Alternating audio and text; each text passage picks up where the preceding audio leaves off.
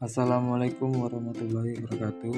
Perkenalkan, nama saya Ramadhani, NPM 1951010457 dari Prodi Ekonomi Syariah kelas F, Universitas Islam Negeri Raden Intan Lampung. Video ini dibuat untuk memenuhi tugas yang diberikan oleh Bapak Muhammad Iqbal Fasa selaku dosen pengampu mata kuliah metode penelitian. Dan di video kali ini saya akan menjelaskan poin-poin materi yang telah disampaikan di semester ini, yaitu metode penelitian. Baik, langsung saja ke materinya.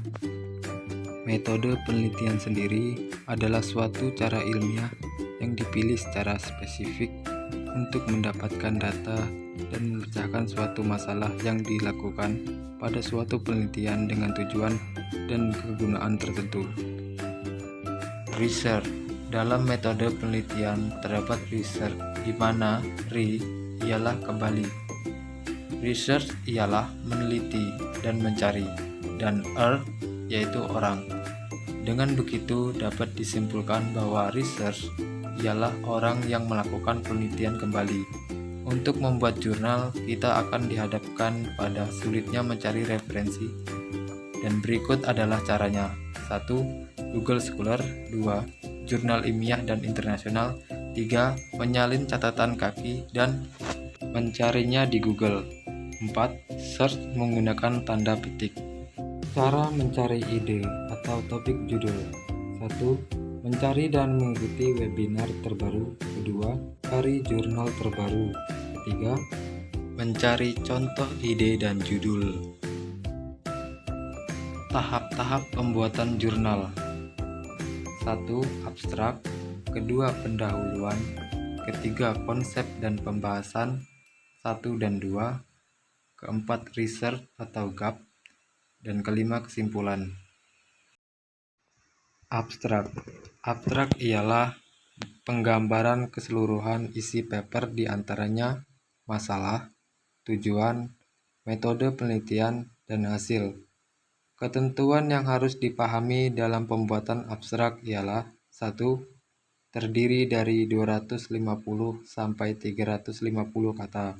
2. Abstrak biasanya terdapat dalam satu halaman. Pendahuluan ialah gambaran umum mengenai fenomena topik yang akan dibahas. Dalam pendahuluan biasanya terdapat latar belakang masalah, rumusan masalah, tujuan masalah, dan peneliti-peneliti terdahulu. Latar belakang merupakan penjelasan dalam uraian paragraf berisi alasan mengapa sebuah karya tulis dibuat dan guna mendukung penulisan karya ilmiah yang kompeten. Maka latar belakang yang baik harus disusun dengan detail dan kalau bisa disertai dengan data atau fakta yang mendukung. Konsep dan pembahasan. 1. Adalah pembahasan umum mengenai topik yang akan dibahas dan diteliti. Konsep dan pembahasan. 2. Akan lebih mendalami judul. Research gap ialah kesejahteraan atau perbedaan hasil penelitian terdahulu. Kesimpulan ialah pembahasan yang berfokus pada hasil dari penelitian tersebut. Submit jurnal. Setelah menyelesaikan jurnal, paper kita diarahkan untuk submit paper dengan tahapan 1. Periksa dan lihat file Excel yang diberikan dosen, terdiri dari link, alamat email, dan kontak person yang akan dituju. 2. Pilihan link dengan Sinta 456 atau yang tidak terakreditasi. 3. Pilihlah waktu upload yang sesuai dengan target kita. 4. Lalu samakan paper kita dengan paper yang ada di jurnal tersebut, yang kita pilih sesuai dengan peraturan pada jurnal tersebut. 5.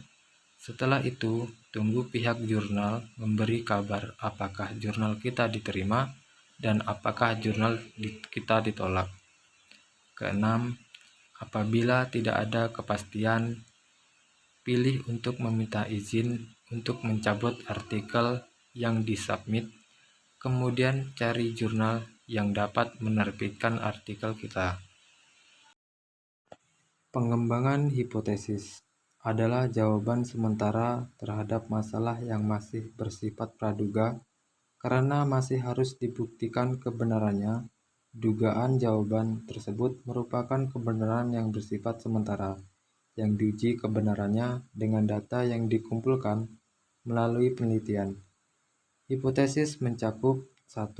Hasil penelitian terdahulu yang mendukung. Kedua, hasil penelitian yang tidak mendukung. Keempat, teori dan konsep yang mendukung. Kelima, argumentasi dari penulis itu sendiri. Ya, baiklah. Itu tadi poin-poin dari materi metode penelitian yang bisa saya sampaikan. Sekian dari saya. Wassalamualaikum warahmatullahi wabarakatuh.